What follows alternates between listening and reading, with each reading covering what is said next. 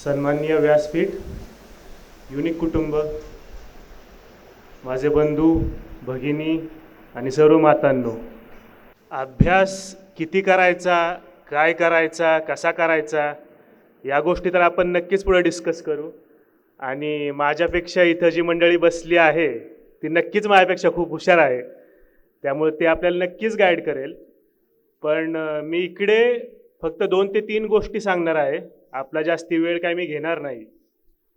सर्वप्रथम म्हणजे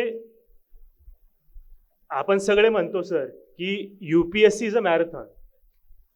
तर याचं तात्पर्य असं आहे की ही जी प्रोसेस आहे ती थोडीशी लेंदी आहे आणि या प्रोसेसमध्ये सर्वात महत्त्वाचं जे आहे ते आपण फिजिकली आणि मेंटली फिट राहणं आहे. आणि त्यासाठीच माझं असं म्हणणं आहे की आपला जे काही शेड्यूल असेल किंवा आपलं जे काही डिसिप्लिन असेल त्यामध्ये कमीत कमी 1 तास तरी आपण फिजिकल ॲक्टिव्हिटीसाठी दिला पाहिजे. त्यामध्येच आपला व्यायाम असेल किंवा खेळ असेल. आणि हे मी याच्यासाठी सांगतो कारण मी स्वतः एक कुस्तीपटू आहे. मी व्हॉलीबॉल प्लेयर पण होतो, तसेच ILSला असताना मी स्टुडंट हेड पण होतो आणि हे सगळं करून मी युनिव्हर्सिटी टॉपर पण होतो. तर सांगण्याचा उद्देश हा की तुम्ही जेव्हा एखादा स्पोर्ट खेळता किंवा व्यायाम करता तेव्हा जो तुमचा मेंटल अलर्टनेस वाढतो, जी तुम्हाला एक नवीन एनर्जी मिळते, त्याने नक्कीच जास्त कॉन्सन्ट्रेशनने तुमचा अभ्यास होतो. आणि त्यासाठीच आपण व्यायाम हा नक्कीच केला पाहिजे आणि फिजिकल ॲक्टिव्हिटीला नक्कीच प्राधान्य दिलं पाहिजे. दुसरी गोष्ट अशी, ही जी गोष्ट आहे ती तर मी माझ्या सहकार्यांना सांगू इच्छितो जे आता पुढे सगळे बसलेले आहेत, की एक काळ होता जेव्हा आपण पण याच्या पलीकडे बसलेलो होतो आणि तेव्हा आपण जे इथे बसतात त्यांना फॉलो करायचो किंवा त्यांचं मार्गदर्शन घ्यायचो. तर माझी सर्वांना एकच विनंती आहे की तुम्ही जिथंही भाषण द्याल, जेही इंटरव्ह्यू घ्याल किंवा जी पण तुमच्याकडे मुलं मुली येतील त्यांच्याशी डिस्कस कराल, त्यांना जे काय आहे ते खरखर गाईड करा आणि मनापासून मार्गदर्शन करा. कारण हे खूप महत्त्वाचं आहे. कारण आपण बघतो आज सोशल मीडियाच्या युगामध्ये आपण एखाद्याला आयडॉल मानतो आणि त्याला ब्लाइंडली फॉलो करतो. तर ह्याच विश्वासाला आपण सर्व मिळून प्रयत्न करू की तडा जाऊ नये आणि याची आपण सगळेच नक्कीच खबरदारी घेऊ.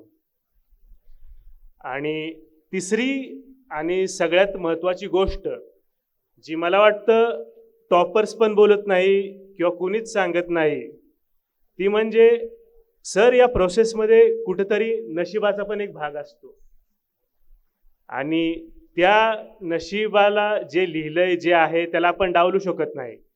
माझं स्वतःचं मी उदाहरण देतो सर. मागची जी मेन्स होती आपली 2021ची, ती मला खूप चांगली गेलेली. मी भयानक कॉन्फिडेंट होतो. अक्षरशः घरी फोन करून सांगितलेलं आता पोरी बघायला सुरुवात करा.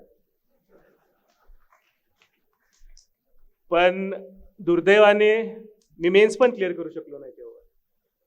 आणि कट टू आज मी इकडे उभा आहे आणि मला हे मान्य करायला नक्कीच कमीपणा वाटत नाही की यावेळीची जी मेन्स होती ती माझी थोडीफार ॲव्हरेजच गेली.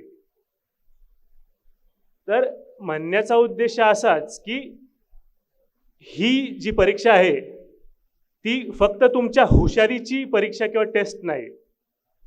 कारण यातून नक्कीच तुम्ही 100% प्रयत्न केलाच पाहिजे. पण अशी पण जी मुलं आहेत की ज्यांना अपयश वारंवार आलेलं आहे, त्यांना पण मला फक्त एवढंच सांगायचं आहे की नक्कीच तुम्ही खूप हुशार आहात आणि ही परीक्षा काय तुम्हाला डिफाईन करत नाही. नक्कीच या परीक्षेत यश मिळाल्यावर तुम्ही खूप मोठे व्हाल आणि तुम्हाला खूप संधी मिळेल. पण तुम्ही जगाच्या कुठल्याही कोपऱ्यावर जाल तिथं तुमची हुशारी नक्कीच दाखवाल आणि तुम्ही कधीच अपयशी राहणार नाही. तुम्ही कायमच एक बुद्धिजीवी असाल आणि लोकांना ज्या त्या क्षेत्रात जिथून पण योग्य मार्गदर्शन नक्कीच कराल. मी माझे 2 शब्द संपवतो. जय हिंद, जय महाराष्ट्र.